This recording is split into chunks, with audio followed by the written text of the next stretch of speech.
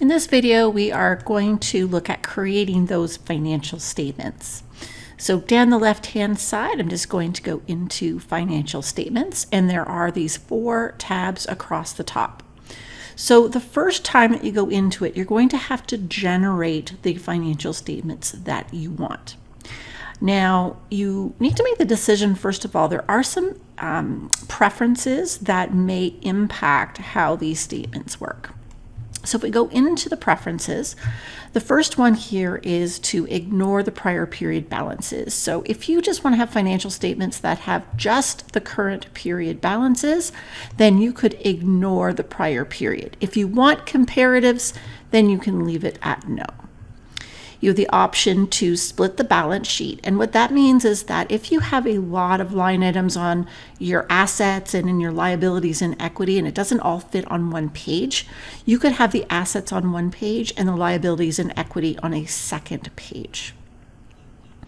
You also have the option to put the retained earnings directly on the income statement, or you can keep it as a separate statement. So if you're keeping it as a separate statement, you can keep it as no. If you'd like it to appear on the income statement instead of a separate statement, then you could select yes.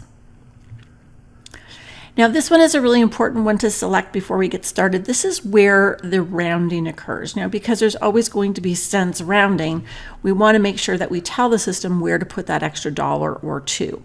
So any of the GIFIs that are used in the balance sheet are going to come up here.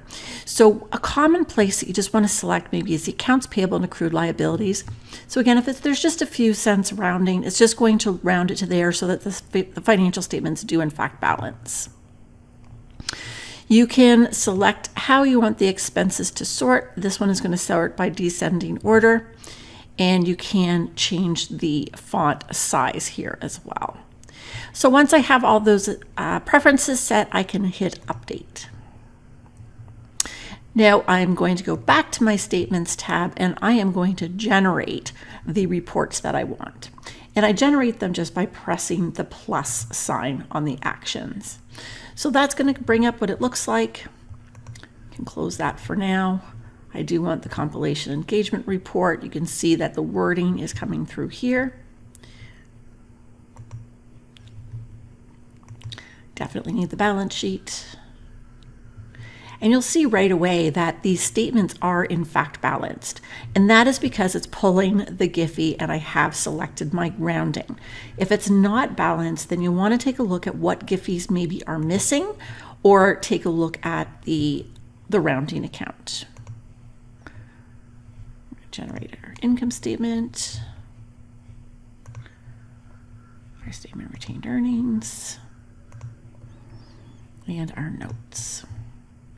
So you can see here when it has been generated. Now there's a lot of different ways that we could go in and change these financial statements. You can always view it by looking at the little eyeball there, clicking on that, and you can see what that particular report is going to look like.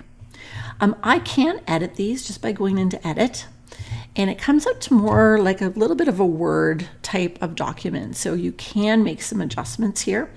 Just keep in mind that if you do make changes from this perspective, we're going to make sure we save it. But if you need to update it for anything and you regenerate it, those changes are going to be lost.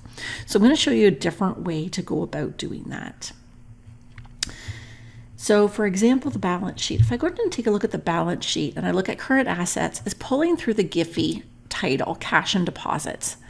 And I'm going to say, well, I really don't want to say cash and deposits. I wanted to say something else. So what I can do is I'm going to go into this trial balance tab here. And this trial balance is going to now be the same trial balance, but now grouped by the GIFI. So I can see here, these are my cash and deposits, and it's going to tell me which GL codes are actually associated and adding up to what's showing on the balance sheet. Now, I want it to still be GIFI code 1000, but I don't maybe want and deposits on there. So all I'm going to do is click on that, and I get this assign an alias. So really, if I just want it to say cash, I can save that. It's going to change that name to cash. Now that's going to follow the financial statements from year to year as well. It really sticks with this particular client. So if you go into another client and you want to change it, you're going to have to change it again. It is very specific by client. Now I'll show you the impact that has. If I came over here back to statements, and I'm just going, it now says cash. So it's changed it from that cash and deposits.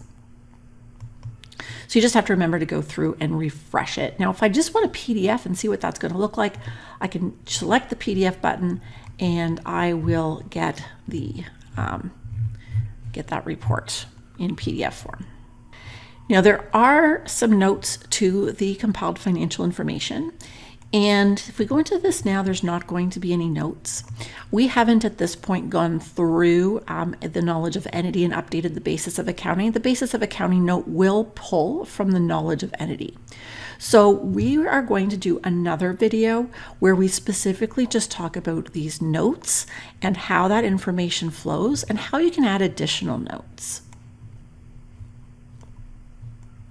Once you're completely done with the statements though, you can come over here to this button on the right and you can download that report, and it will take all of the report together and put it into a PDF.